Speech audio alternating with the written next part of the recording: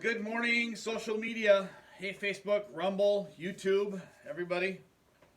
Going to give a couple of seconds for people to join the live feed. Obviously, we'll record this and rebroadcast this as well. Do some minor adjustments here to lighting as we're waiting for people to jump on. Good morning, good morning, good morning.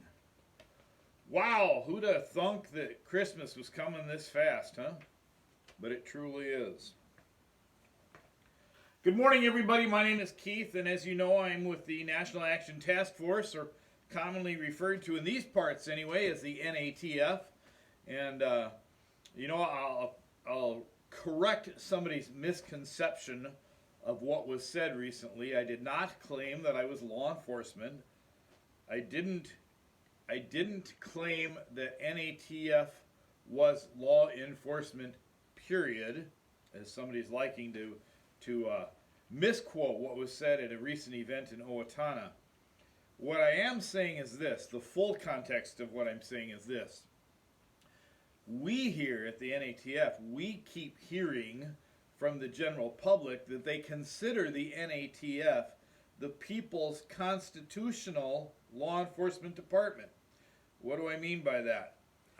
Well, it's a pretty proven, obvious, known fact that many of our county sheriffs and our city police officers and even some of our state law enforcement officials haven't read or don't understand the authority and powers given them within the Constitution, both the United States Constitution and the Minnesota Constitution, but they also don't understand the limits imposed upon them as government officials within those constitutions.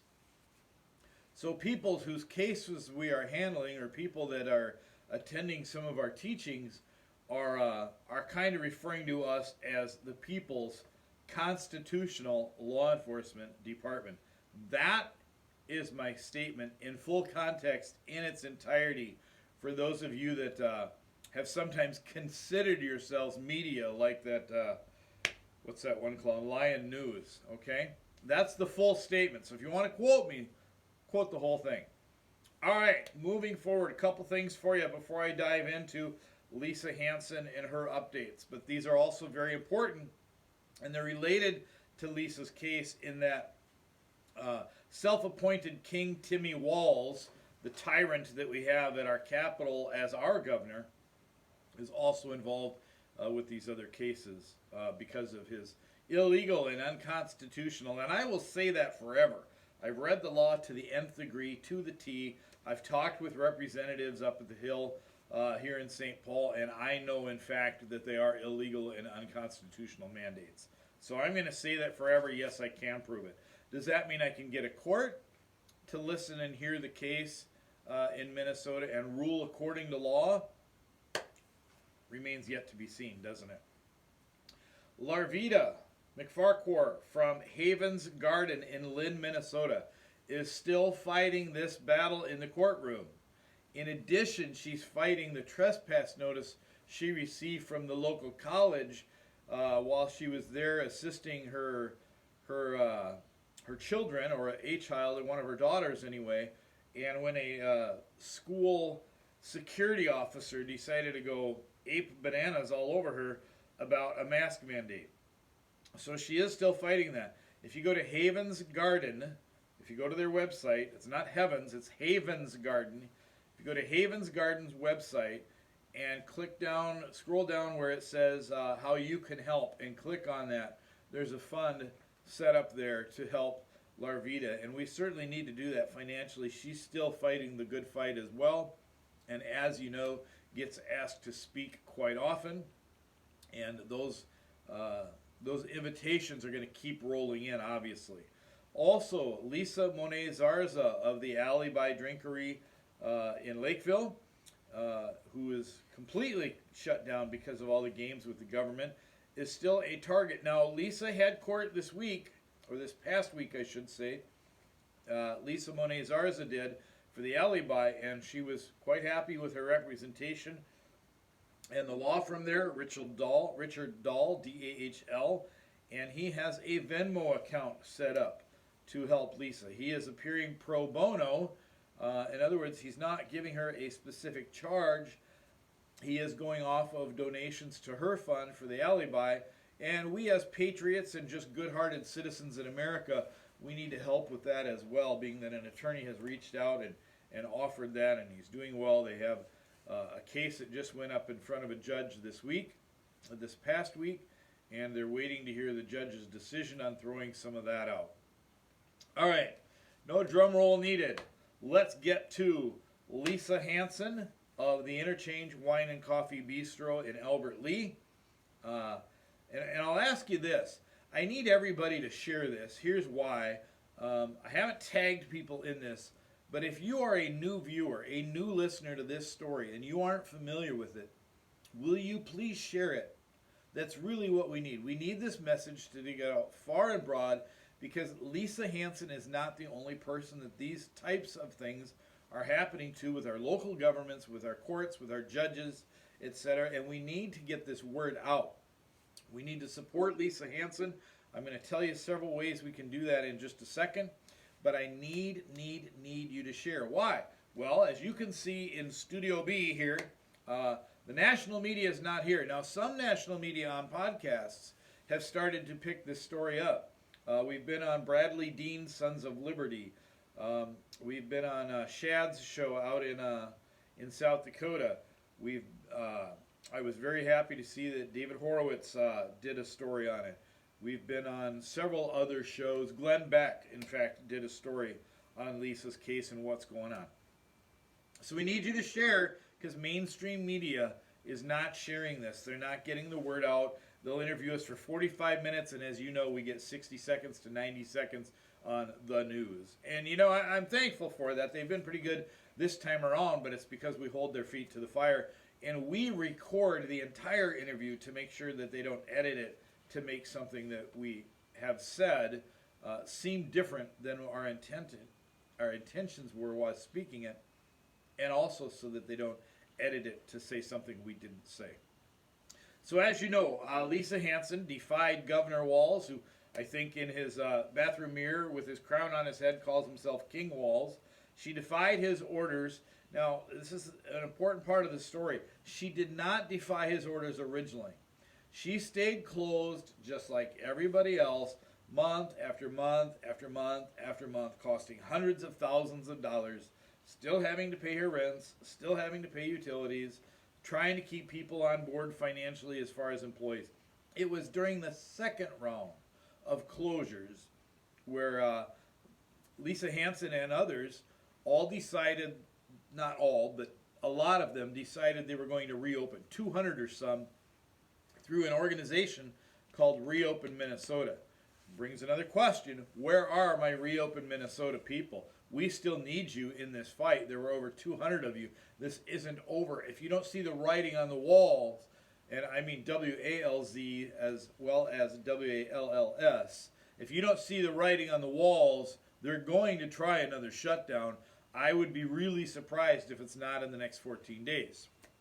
Anyway, Lisa on the second round, along with 200 other businesses or so, give or take, decided to reopen. Everybody got threatening letters, visits, phone calls from Keith Ellison, the Attorney General for the state of Minnesota, from their local sheriff, from their town cop, saying, don't you open or else. And Lisa is one of a handful, and I mean 12, maybe a baker's dozen of 13, that decided to stay open. She's the only one at the Interchange Wine and Coffee Bistro. She's the only business that the state went after criminally. Everybody else was sued civilly. Some of them have settled. Some of them were dropped. Some of them are still in court. Lisa is in jail. She had a jury trial of 6 2 weeks ago. She's been in jail now 11 or 12 days. The city attorney, that's a whole nother show. City Attorney Kelly Dawn Martinez asked for 10 days in jail. The judge gave Lisa 90 days in jail, scolding her from the bench in an extremely unprofessional manner, where he admittedly let his personal bias and anger towards her come out in her sentencing. A whole nother story, a whole nother show. But Lisa's in jail, 90 days. She is a wonderful mother and patriot. 9 or 10 children, 10 grandkids, 3 on the way. I haven't heard yet, but one's on the way, like right now. Like could have been born last night, and maybe I don't have the update, but I mean right now. And Lisa has been there for the birth of all of the grandkids. No criminal record, 7.5 years running this business, 25 years on another business in Albert Lea, Minnesota that is still open and has been, like I said, 25 years. Very respected members of the community in jail. What are the updates? Lisa has filed, as if you follow the case, you know Lisa has filed in federal court a writ of habeas corpus. Please look that up if you're not familiar what that is. In fact, you can see the entire document. It's public data. It's over 100 bullet points of facts and improper behavior by the judge and the city attorney and the court in this case. Some of it violating state law, some of it violating constitutional law, some of it violating courtroom procedures, and yet here's the guy in charge of the courtroom, Joseph Butel of the 3rd Judicial District, just trampling all over rights, liberties, and freedoms, which is why Lisa's there in the first place. All right, it's action time. What can we do to help Lisa? I've spoken with her on the phone a few times since she's been in jail. I've texted with her a lot, and here's what we can do. Your cards and letters of encouragement are fabulous. I want you to continue sending them, but keep 2 or 3 things in mind. They have to be addressed Melissa. That's her name in court. That's her real name. We all know her and love her as Lisa. It's Melissa Hanson, S-O-N. P.O. Box 170, Albert Lea, Minnesota 56007. So we'll just do that again for you. There it is. Hope you all can see that. I'll try to face it towards both cameras because we're doing multiple shoots here for social media. Please keep your cards and letters of encouragement coming. They are helping her. However, do yourself and do Lisa a favor. Make sure it's addressed to Melissa, not Lisa. Make sure your return address is written on your letter. Lisa's wanting to keep track of everybody, and they tear off your return address section if it's a sticker or anything. So she can't, she has to hand write everything out a second time, and it's slowing down receiving of her mail. So within your letter, either at the beginning or at the end, if you would write your return address if you'd like to hear back from her, she would like to keep that. All right, now we have another letter campaign that we need to start today in force. Patriots, normal citizens, maybe you don't consider yourself conservative, maybe you don't consider yourself a patriot, that's okay. This is wrong, and we all know that it is wrong on so many levels. We have another letter writing campaign we'd like to start today, and we'd like it in force. I mean, by the masses. I need thousands of you across the nation to do this. We need you to write to the Albert Lea City Council and demand the termination of the city attorney, Kelly Dawn Martinez. Here's why. She has not sworn an oath of office, which in itself is against the law for her to be a prosecuting attorney or city attorney in the state of Minnesota. Now, the city council is very well aware of this, but they take their guidance and their legal advice from Kelly Dawn Martinez. So, she's probably telling them, don't worry about this. They don't know what they're talking about. I'm a licensed attorney. We've never said she wasn't a licensed attorney. We have said, and it is factual and it is true, and you can look it up. If she's exercising the duties and the privilege and has the privileges associated with an elected official or with a prosecuting official, then she's required by state law to have a sworn oath to the Constitution, an oath of office, and to have it docketed on file with the recorder's office. And not only does she not, she admits she doesn't. She put it in writing. It was presented in court. So we need to write to the city council because here's the deal. Now that they're aware of this, and you're going to help us make them really, really aware of it, now that they're aware of this, they're on the hook. Oh yeah, the case isn't over. The financial obligations or penalties to a city council that would allow this to happen are not over either. So, Albert Lea City Council, 211 East Clark Street, that's 211 East as in the direction Clark, like Lewis and Clark. Clark Street, Albert Lea, Minnesota 56007. Folks, we need you to get out your pen and paper, get on your computer, write to the city of Albert Lea, demand that they terminate Kelly Dawn Martinez, and ask them this question: who is funding this misdemeanor prosecution, 9 charges for refusing to close and defying King Walz's executive orders? Because now, and this is breaking news, now the state of Minnesota, the Attorney General's office, kind of got involved in the case. Although they're involved in it from a de facto sense, they got a little more involved, because with the writ of habeas corpus, that goes to the state Attorney General Keith Ellison's office. You remember Keith Ellison, he's the one that had delivered like 200 pages of a lawsuit to Larvita down at Havens Garden the day before Christmas, wrapped in a pretty red bow. No formal envelope or anything, just big red bow around it, like as in Merry Christmas to you, right? Well, it's time to give our Merry Christmas to the city of Albert Lea. Here's what Keith Ellison's office is doing. They took this writ of habeas corpus and they shifted it back to the city of Albert Lea and the city attorney. Pay attention, taxpayers. They threw it back on the city attorney, Kelly Dawn Martinez, and said, hey, this is your case.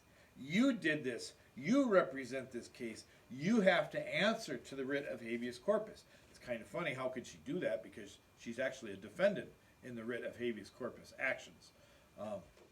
What's that going to cost the taxpayers? What did the 5-day trial cost? Keep in mind, there's 3 more cases or charges in one case still pending that haven't been heard, that are also probably going to trial with Lisa for the exact same thing. See, the city prosecutor deliberately overcharged her. They charged her with a new crime, or the same crime but a different count, every single day of the 9 days that she was open. That's a little overkill. It should be concerning to the residents of the city of Albert Lea that their tax dollars on this case have to be in the hundreds of thousands of dollars by now, between investigative time and everything else. So please write to the city of Albert Lea City Council and demand the termination of Kelly Dawn Martinez. She is not an oath holder. Now, I don't mean an oath keeper. We've already proven that. She's not even an oath holder. And we need to flood their boxes.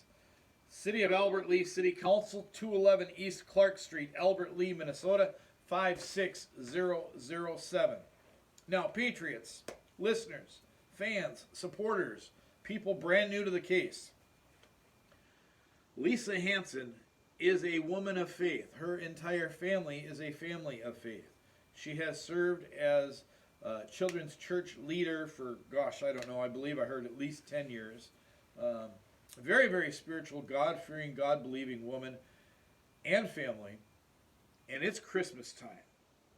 Now, I know that we don't know the exact day that Christ was born. I get that. I'm not trying to pull anything over your eyes or make any big claims. But Jesus Christ is Lisa's personal Savior. And we celebrate his birthday December 25th here in these great United States, here in America.